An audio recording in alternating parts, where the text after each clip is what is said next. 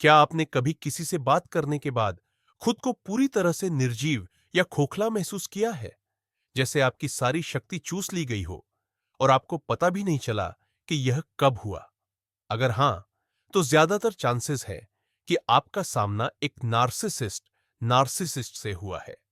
हेरा फेरी के ये माहिर लोग आपके जज्बातों और आपके ध्यान पर पलते हैं।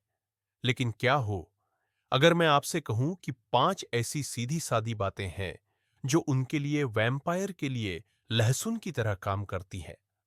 5 ऐसे पावरफुल फ्रेजेस जो सिर्फ उन्हें रोकेंगे ही नहीं, बल्कि वे आप में रुचि पूरी तरह खो देंगे। इस वीडियो में मैं आपको वो शाब्दिक चाबियां दूंगा जो आपको अपना कंट्रोल और सुकून वापस दिलाएंगी। और अंत तक जरूर देखिएगा, क्योंकि आखिरी फ्रेज सबसे छोटा लेकिन सबसे दमदार है। क्या आप तैयार हैं ये जानने के लिए कि एक नार्सिसिस्ट को अपनी जिंदगी से स्विच ऑफ कैसे करते हैं? इससे पहले कि हम उन फ्रेजेस पर जाएं, आइए एक सेकंड के लिए नार्सिसिस्ट के दिमाग में झांकें। उन्हें आपसे क्या चाहिए? उन्हें चाहिए तथाकथित नार्सिसिस्टिक सप्लाई। ये कुछ भी हो सकता है। तारीफ, डर, बहस, आपके आंसू, आपका समय, कोई भी तेज जज्बाती प्रतिक्रिया जो उनकी अहमियत को साबित करे और उन्हें कंट्रोल का एहसास दे। वह एक ऐसे एक्टर की तरह है जिसे लगातार तालियां या कम से कम सीटियां तो चाहिए ही। सबसे जरूरी चीज है, हॉल में सन्नाटा न हो। इसलिए हमारा मकसद उन्हें बहस में हराना नहीं है। यह असंभव है, क्योंकि वह तुरंत खेल के नियम बदल देंगे। हमारा मकसद है वही हॉल का सन्नाटा पैदा करना, उनके लिए एक दिलचस्प दर्शक या सप्लाई का स्रोत बनना बंद कर देना। जिन 5 फ्रेजेस पर हम चर्चा करेंगे, वह ठीक यही करते हैं। वह आक्रामक नहीं है, लेकिन वह ऐसी मजबूत सीमाएं, बाउंड्रीज सेट करते हैं जो यह दिखाती है कि शो खत्म हो चुका है। आप अब उनके नाटक का हिस्सा नहीं है। तो पहला वाक्य जो किसी नार्सिसिस्ट को एकदम चौंका देता है, वह बहुत ही सरल है। मैं आपके दृष्टिकोण से सहमत नहीं हूं। आप सोचेंगे कि इसमें क्या बड़ी बात है, लेकिन किसी नार्सिसिस्ट के लिए यह आसमान से बिजली गिरने जैसा है।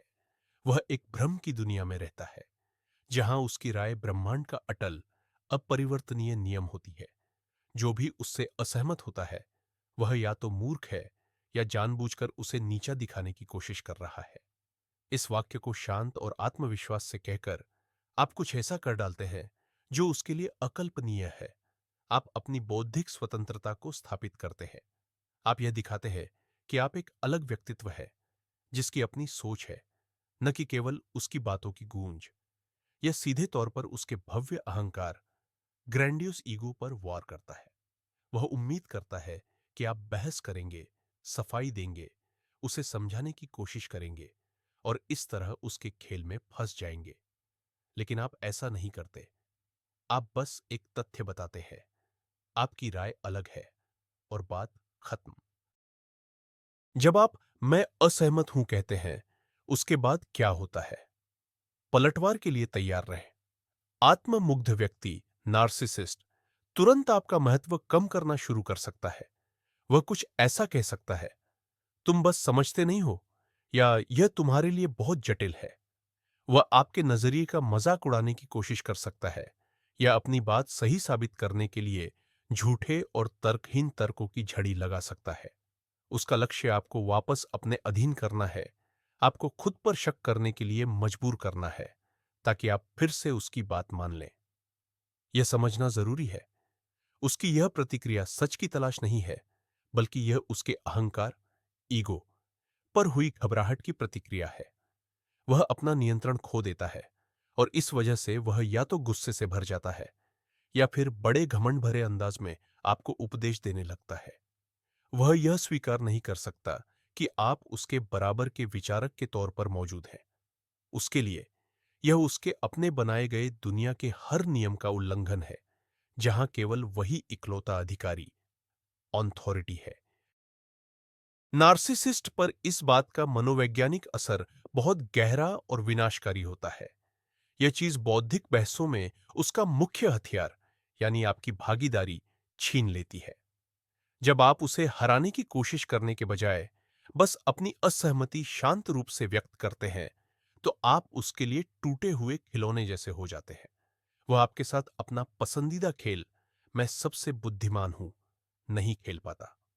आप यह दर्शाते हैं कि आपका आत्मसम्मान उसकी स्वीकृति या अनुमोदन पर बिल्कुल निर्भर नहीं करता। यह आपको मैनिपुलेशन के लिए एक बेहद उबाऊ और नीरस लक्ष्य बना देता है।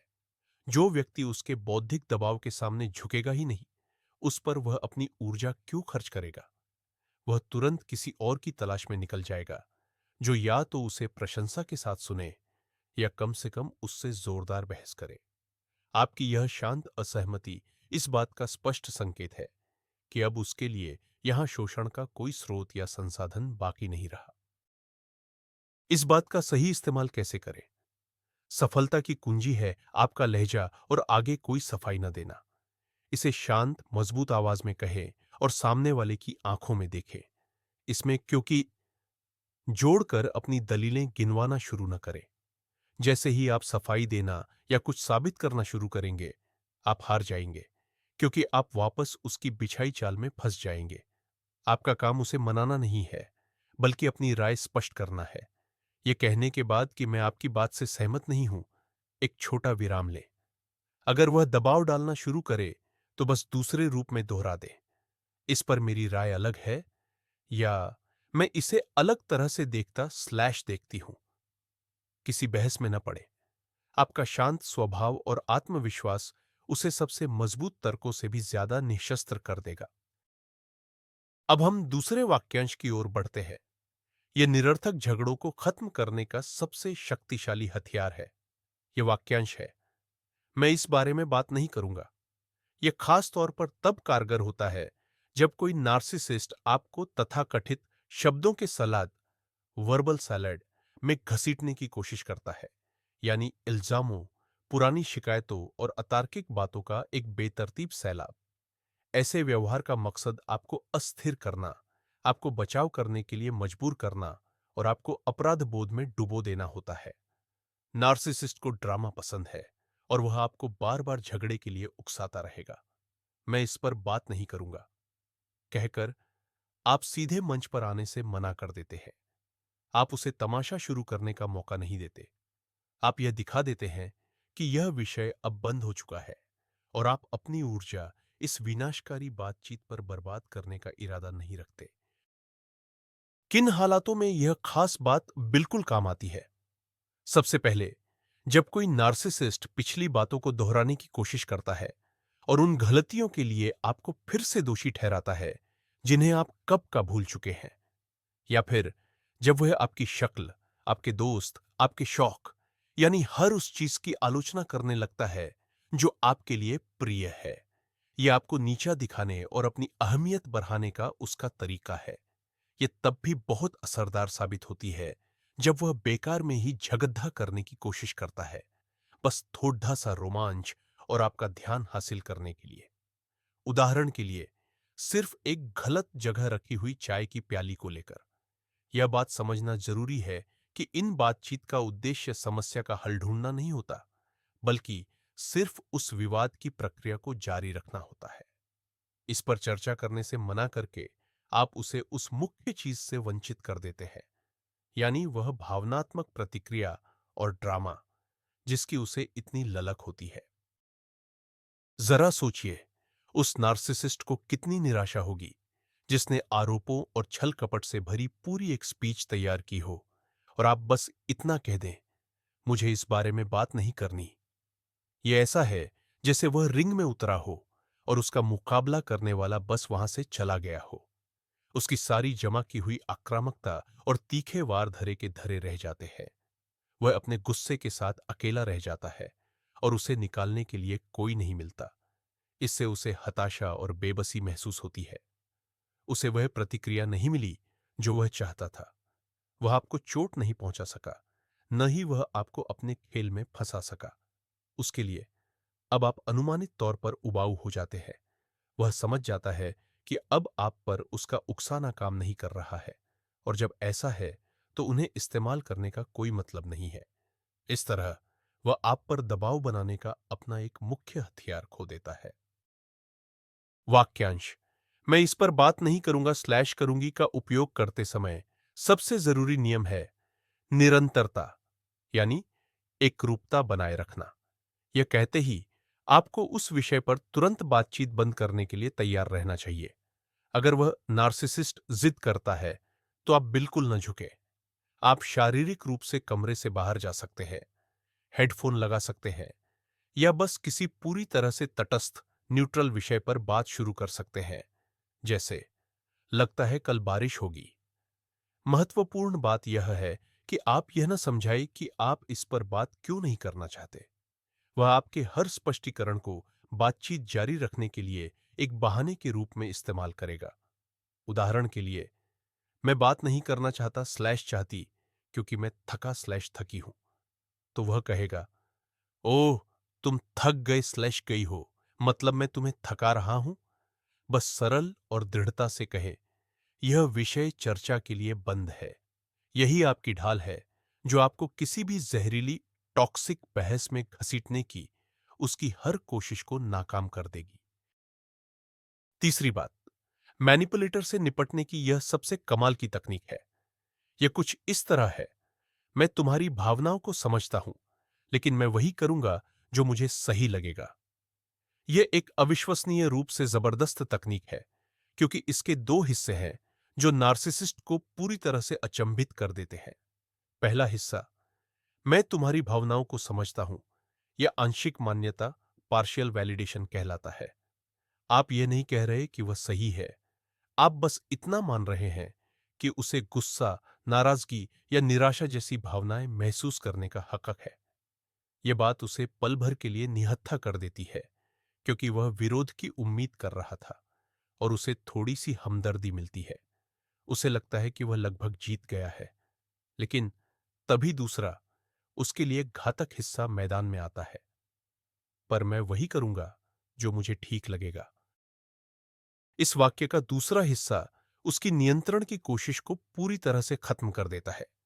आपने दिखा दिया कि आप उसकी भावनाओं को समझते हैं, पर इसके बावजूद ये भावनाएं आपके फैसलों और आपके कामों पर जरा भी असर नहीं डालती।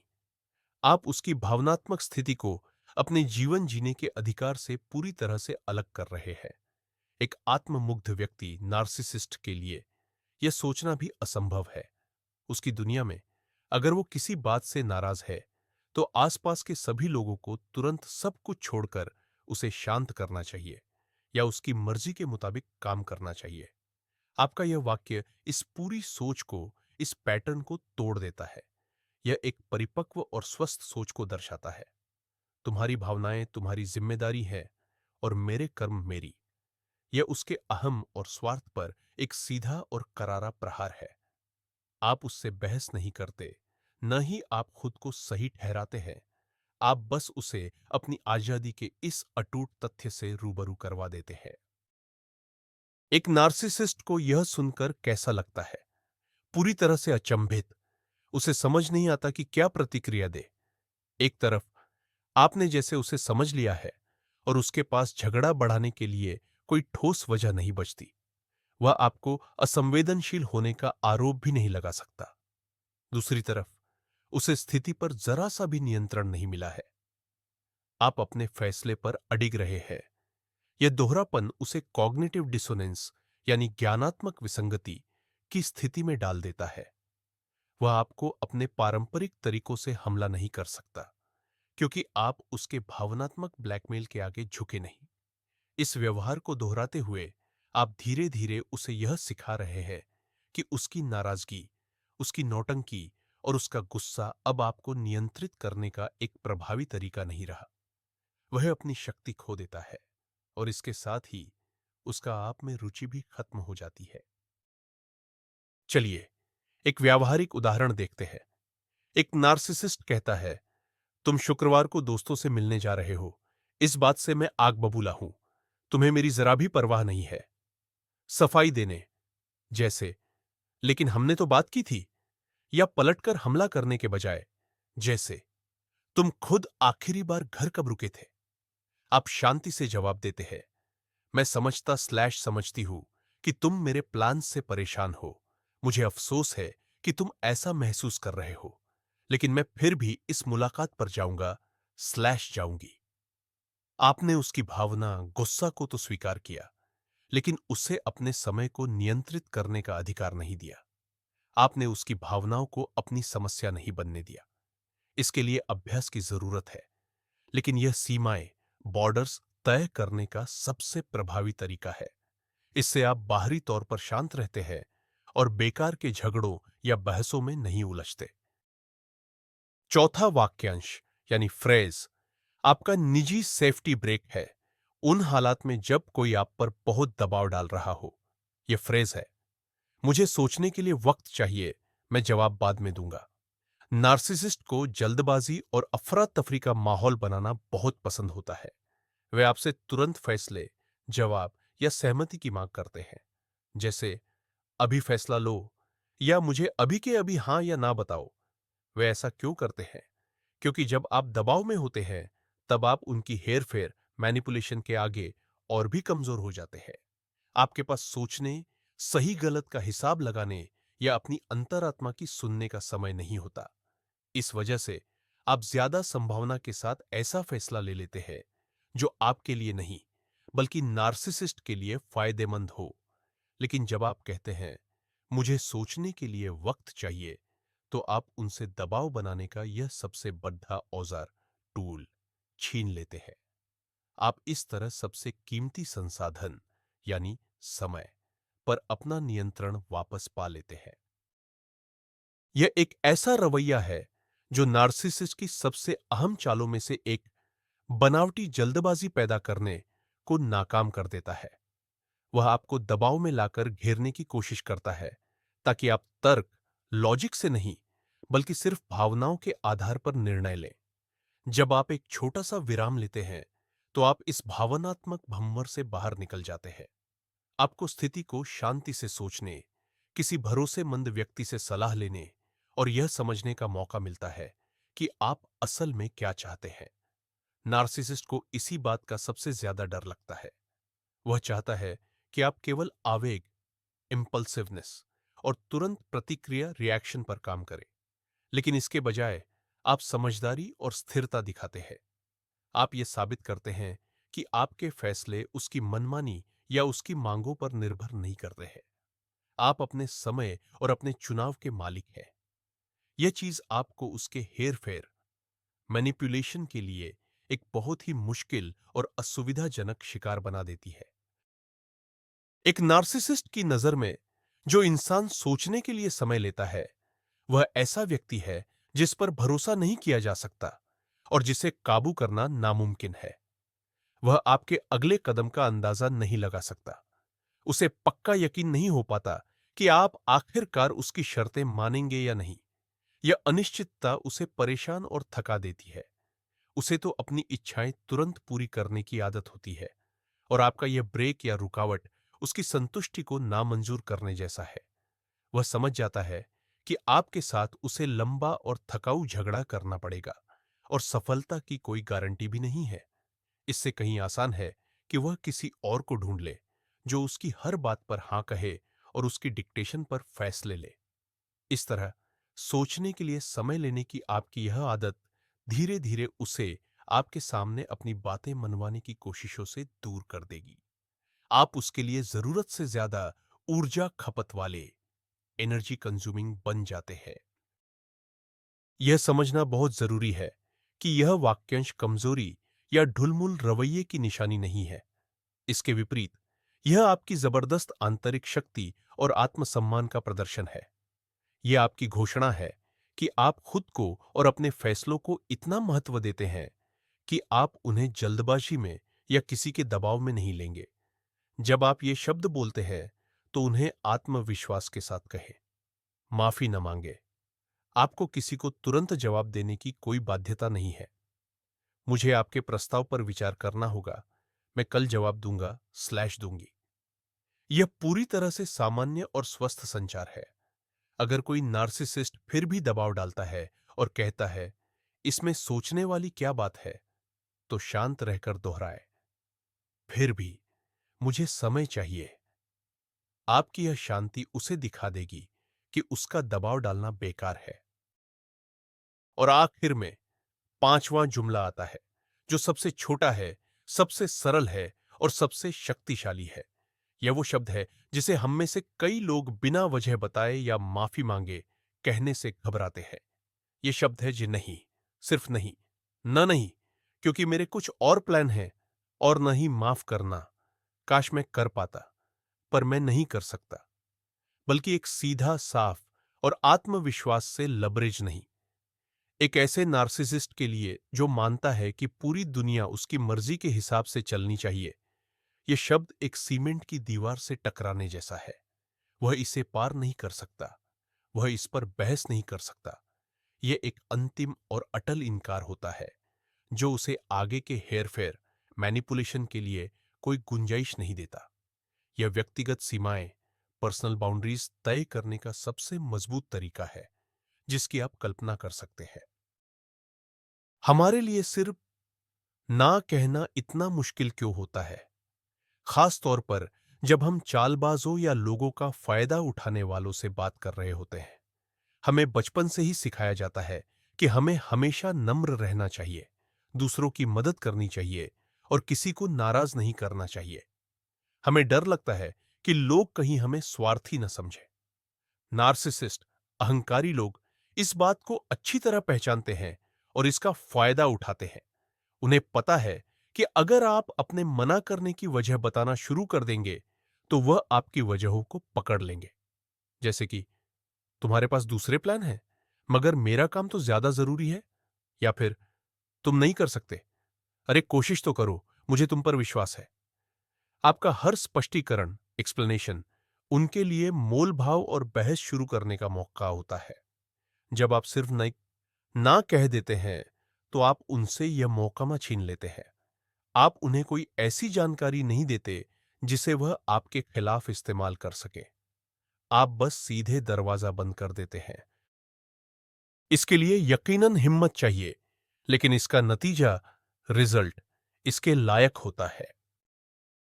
एक साफ ना सुनने पर एक नार्सिसिस्ट की प्रतिक्रिया बहुत जबरदस्त हो सकती है। वह गुस्से में तिलमिला उठेगा और आपको स्वार्थी, निर्दयी या बेपरवाह होने का इल्जाम दे सकता है। इसे ही नार्सिसिस्टिक क्रोध, नार्सिसिस्टिक रेज कहा जाता है। यह उसके अहंकार की पीड़ा है, क्योंकि उसे पता चला है कि उसकी मर्जी के खिलाफ भी कुछ हो सकता है। इस पल डरना नहीं और पीछे नहीं हटना बहुत जरूरी है। उसका यह गुस्सा महज एक और हेरफेर है, नियंत्रण वापस पाने की उसकी आखिरी हताश कोशिश। अगर आप डटे रहते हैं, तो उसे एक बहुत बड़ा सबक मिलेगा कि आप वो इंसान हैं जिस पर वह अपनी मर्जी नहीं थोप सकता। वह नाराज हो सकता है, आपका बहिष्कार, बॉयकॉट कर सकता है, लेकिन आखिरकार वो समझ जाएगा कि उसकी यह चालें आप पर काम नहीं कर रही। इसका सीधा सा मतलब है कि आप उसके लिए संसाधन, सप्लाई के स्रोत के रूप में अब और दिलचस्प नहीं रहे। नहीं कहने का अभ्यास करना किसी मांसपेशी को ट्रेन करने जैसा है। छोटे से शुरुआत करें। किसी छोटी सी बात या मामूली अनुरोध के जवाब में नहीं कहें। कारण मत बताइए, बस क्या तुम मेरे लिए यह कर सकते हो? नहीं। और फिर सामने वाले की प्रतिक्रिया देखें। हर बार यह करना आपके लिए और भी आसान और आत्मविश्वास से भरा होता जाएगा। याद रखें, नहीं अपने आप में एक पूरा वाक्य है। आपको अपने फैसलों या मना करने के अधिकार के लिए कोई सफाई देने की जरूरत नहीं है। जब एक नार्सिसिस्ट यानी आत्ममुग्ध व्यक्ति यह समझ जाएगा कि आपका नहीं सचमुच नहीं है, बातचीत शुरू करने का न्योता नहीं, तो वह आपसे अपनी मांगे या अनुरोध करना बंद कर देगा। वह बस किसी और आसान शिकार की तलाश में निकल जाएगा, और तब आपको आखिरकार आजादी और सुकून मिलेगा। तो आइए अब निष्कर्ष पर आते हैं। हमने उन 5 सबसे शक्तिशाली की फ्रेजेस पर चर्चा की जो नार्सिसिस्ट को आपकी ऊर्जा तक पहुंचने से रोकते हैं। पहला, मैं आपकी बात से सहमत नहीं हूं। यह आपकी बौद्धिक स्वतंत्रता, इंटेलेक्चुअल इंडिपेंडेंस की घोषणा है। दूसरा, मैं इस पर बात नहीं करूंगा स्लैश करूंगी। उसके नाटक, ड्रामा में शामिल होने से साफ इनकार। तीसरा, मैं आपकी भावनाओं को समझता स्लैश समझती हूं, लेकिन मैं वही करूंगा स्लैश करूंगी जो मुझे सही लगता है। अपनी सीमाओं को स्थापित करने और उनकी भावनाओं को मान्य करने का एक अचूक संयोजन। चौथा, मुझे सोचने के लिए कुछ समय चाहिए। यह आपके समय और फैसलों पर नियंत्रण वापस पाने का तरीका है। और पांचवा, जो सबसे महत्वपूर्ण है, बस एक सीधा और मजबूत ना। लेकिन यहां सबसे बड़ा रहस्य है, एक तरह का ट्विस्ट। बात सिर्फ इन शब्दों की नहीं है, बल्कि उस अंदरूनी बदलाव की है जो इन्हें बोलने पर आपके भीतर आता है। आप उसके खेल के निष्क्रिय खिलाड़ी नहीं रहते, बल्कि अपनी जिंदगी के खुद निर्देशक, डायरेक्टर बन जाते हैं। ये फ्रेजेस सिर्फ एक उपकरण है जो आपको अपनी शक्ति और मूल्य को पहचानने और घोषित करने में मदद करते हैं। आप नार्सिसिस्ट को केवल दूर नहीं कर रहे, आप असल में खुद को वापस पा रहे हैं। इस वीडियो को अंत तक देखने के लिए आपका बहुत बहुत धन्यवाद। अगर यह आपके लिए उपयोगी रहा हो, तो कृपया चैनल को सब्सक्राइब करें और वीडियो को लाइक जरूर करें। और अब आपके लिए एक सवाल, इन 5 फ्रेजेस में से आपको कौन सा बोलना सबसे मुश्किल लगता है? या शायद आपके पास चालाकी करने वालों, मैनिपुलेटर्स के खिलाफ अपनी कोई आजमाई हुई फ्रेज है? अपना अनुभव कमेंट्स में साझा करें। आइए एक दूसरे का समर्थन करने वाला एक समुदाय बनाए और एक दूसरे की मदद करें।